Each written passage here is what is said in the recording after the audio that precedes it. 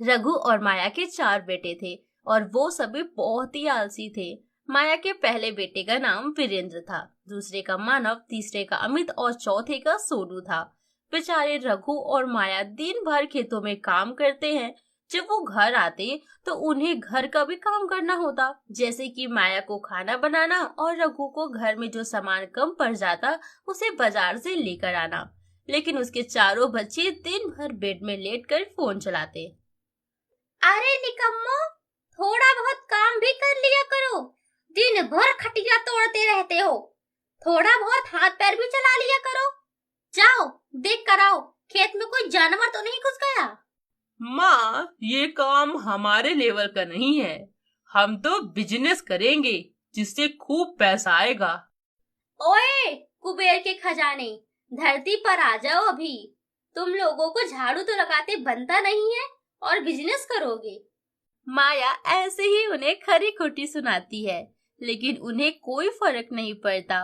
वो चारों अपना फोन चलाने में व्यस्त हो जाते हैं और इधर माया का भाषण खत्म होने का नाम ही नहीं लेता। उसी समय रघु भी बाजार से आ जाता है।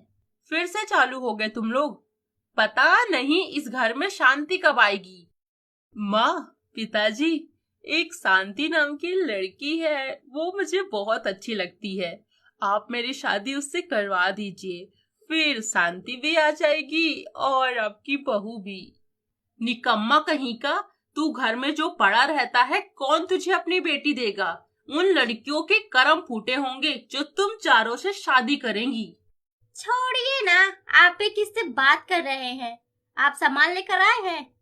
हाँ, ले आया हूँ, लो। माया खाना बनाती है और सब खाना खाकर सो जाते हैं। रात में माया को एक सपना आता है जिसमें उसे एक देवी बोलती है कि इस साल जो भी उस खेत में खेती करेगा उसे अनाज के नहीं सोने के बीज मिलेंगे, लेकिन सिर्फ उसे ही जो खेती करेगा। इसे सुनने के बाद माया घबराकर उठ जाती है। माया सोने की काफी कोशिश करती है लेकिन उसे नींद ही नहीं आती। वो पूरी रात इसी बात को सोचती रहती है। अगले दिन वो रघु को ये बात बताती है। गजब हो गया जी। क्या हुआ माया, सब ठीक है ना? आज मैंने एक भयानक सपना देखा। मुझे एक देवी बोल रही थी कि इस बार जो भी हमारे खेत में खेती करेगा उसे अनाज के नहीं सोने के बीज मिलेंगे। मैं तो कह रही हूँ इस बार आप हमारे खेत में खूब सारी खाद डलवा दीजिए जिससे हमें खूब सारे सोने के बीज मिले। अगर ऐसा हो गया तो हम सब माला माल हो जाएंगे। लेकिन ये सोने के बीज सिर्फ हमें ही मिलेंगे, मतलब कि जो उस खेत में खेती करेगा उसे ही। अगर कोई उसे चुराना या फिर लेना चाहेगा तो ये अनाज के बीज में बदल जाएगा। रघु और माया की ये सारी बातें सोनू चुपकर सुन रहा था। वो अपने भाइयों के पास जाता है और अपने भाइयों को ये सारी बात बताता है। उन चारों भाइयों के अंदर लालच आ गया। वो सोचते हैं कि वो इन पैसों से अपना नया बिजनेस शुरू कर सकेंगे, इसीलिए वो इस खेत पे खेती करने को तैयार हो जाते हैं। चारों भाई रघु और माया के पास जाते हैं। माँ, पिताजी, हमें माफ कर दीजिए। हम चारों के होने के बावजूद भी आप दोनों को इतना काम करना पड़ता है। अब से आप दोनों को खेती करने की कोई जरूरत नहीं है, क्योंकि अब खेती हम संभाल लेंगे। आप दोनों बस आराम कीजिए। नहीं बेटा, इस साल हम दोनों को करने दो। तुम चारों अगले साल से खेती कर लेना, लेकिन इस साल हमें ही करने दो। नहीं नहीं पिताजी, आप हमारी बात समझिए। आप दोनों आराम करिए। जब हम सब है, आप दोनों को चिंता करने की कोई जरूरत नहीं है। माया और रघु मान जाते हैं। चारों भाई खेत की तरफ जाने लगते हैं। उन चारों को देखकर रघु और माया हंसते हुए बोलते हैं। माया, जो काम मैं नहीं कर सका वो तुमने कर दिया।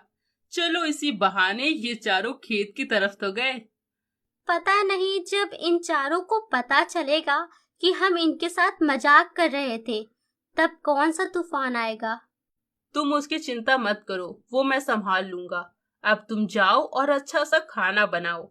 आज हम दोनों आराम करेंगे, क्योंकि हमारे बेटों ने खेती करने का ठेका जो ले रखा है। रघु की बात सुनकर माया हंसने लगती है। उसके चारों बेटे अपने खेत में बहुत मेहनत करते हैं, लेकिन वो लोग माया और रघु को खेत के आसपास भी नहीं भटकने देते। चारों भाई मेहनत करके अच्छी फसल उगाते हैं। जब फसल काटने की बारी आती है, उसमें भी वो रघु और माया को शामिल नहीं करते। जब फसलों से चावल अलग किया जाता है, वो नॉर्मल ही अनाज थे। ये क्या? ये तो नॉर्मल ही अनाज है। माँ और पिताजी ने हमसे झूठ कहा है क्या? हमने तुमसे कोई झूठ नहीं कहा बेटा, यही असली सोना है।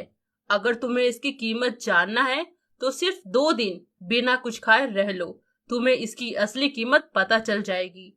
तुम्हें लगता है कि सोना इससे ज्यादा महंगा है?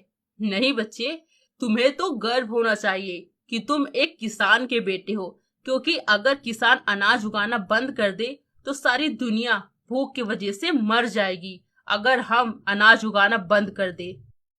रघु की बात सुनकर चारों भाइयों को अपनी गलती का एहसास होता है और वो माया और रघु से माफी मांगते हैं। उसी दिन से वो अपने खेत में खेती करना शुरू कर देते हैं। उम्मीद करते हैं दोस्तों आपको ये स्टोरी बहुत ज्यादा पसंद आई होगी। So do not forget for like, share and subscribe. मिलते एक और धमाकेदार स्टोरी के साथ। Thanks for watching.